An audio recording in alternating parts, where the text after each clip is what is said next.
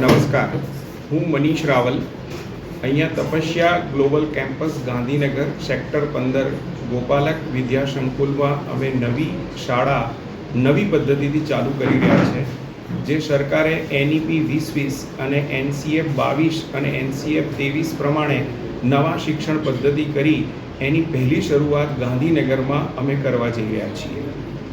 આ શરૂઆતની અંદર પ્રાઇમરી સેક્શનની અંદર બાળકોને ભણાવવા માટે સ્પેશિયલ NEP પ્રમાણે અમે પુસ્તકો બનાવ્યા છે, જે શ્રી ગીજુભાઈ બધેગા કે જેને મૂછાળી માં કહેવાય છે, એણે બાળકો માટે 100 પુસ્તકો લખ્યા.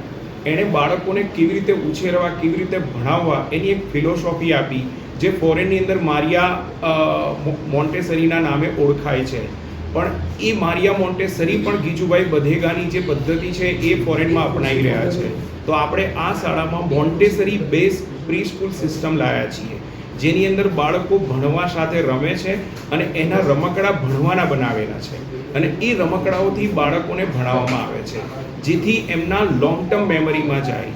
કેમ કે બાળક નાનું હોય ત્યારે એનું જે મગજ છે એ 90% ડેવલપ થઈ જતું હોય છે, અને ત્યારે જ જો બાળકોનું ધ્યાન રાખવામાં આવે એટલા જ માટે સરકારે જાદુઈ પિટારો બહાર પાડ્યો છે કે જેમાં 52 એવા રમકડા છે કે જે પ્લે વે મેથોડોલોજીથી છોકરાઓને લર્નિંગ બાય ડુઈંગથી કરવામાં આવે તો બાળકોના બ્રેનનો વિકાસ થાય. આપણા જે બ્રેન હોય છે એમાં એક સેન્ટરની અંદર હિપોકેમ્પસ હોય છે, જે હિપોકેમ્પસમાં મેમોરી સેલ્સ જે છે એ ઉદ્ભવતા હોય છે, અને એ મેમોરી સેલ જોડે જે સિનેપ્સ જોડાયેલા હોય તો એ જે સિનેપ્સ છે એ ડિસિઝન અને વિચારની આપલે કરતા હોય છે, અને એની સ્પીડ વધારે હોય છે.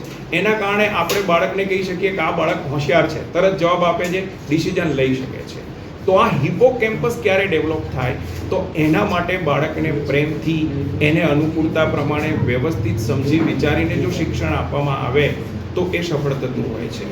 એની સાથે અમે ધોરણ 1 થી 8ની અંદર maths lab, science lab, English lab, robotics lab અને કોડિંગ લેબ બનાવી છે, જેમાં મશીન લર્નિંગ, આર્ટિફિશિયલ ઇન્ટેલિજન્સ અને ભગવદ્ ગીતાના શ્લોક છે, દેટ ઇઝ અ વૈદિક ચેટિંગ, એ અમે કરાવીએ છીએ. બાળકનું લોજિકલ માઇન્ડ ડેવલપ થાય એ માટે અમે અબાકસ અને વૈદિક મેથેમેટિક્સ પણ ચાલુ કરીએ છીએ. Okay, thank you.